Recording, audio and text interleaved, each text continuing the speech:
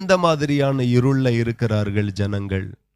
எந்த மாதிரியான இருளை குறித்து வேதம் சொல்லுகிறது? முதலாவது பார்த்தோமே ஆனால், ஜனங்கள் சத்தியம் என்கிற இருள்ல, சத்தியம் இல்லாமை, சத்தியத்துல நடக்காம எத்தனையோ பேர் இந்த பூமியில வாழுகிறார்கள். உதாரணத்துக்கு பார்த்தீங்கன்னா, இவ்வளோ அழகான பூமியை ஆண்டவர் அழகாய் சிருஷ்டித்து மனுஷனுக்காக தந்தார்.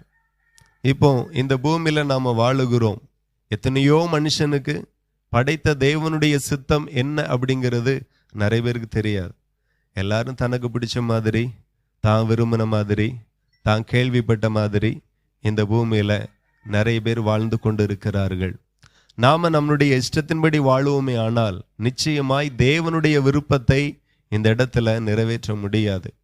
ஆகவே பிதாவாகிய தேவன் தன்னுடைய ஒரே பேரான குமாரனாகிய இயேசு கிறிஸ்துவை இந்த பூமியில அனுப்பினார். அவர் வந்து முதலாவது பேசின பிரசங்கத்தினுடைய தலைப்பு என்ன அப்படின்னா, மனம் திரும்புங்கள், பரலோக ராஜ்யம் சமீபமாய் இருக்கிறது என்று. அப்போ ஒவ்வொரு மனுஷனும் இந்த பூமியில மனம் திரும்பும்படியாக இயேசு பிரசங்கித்தார்.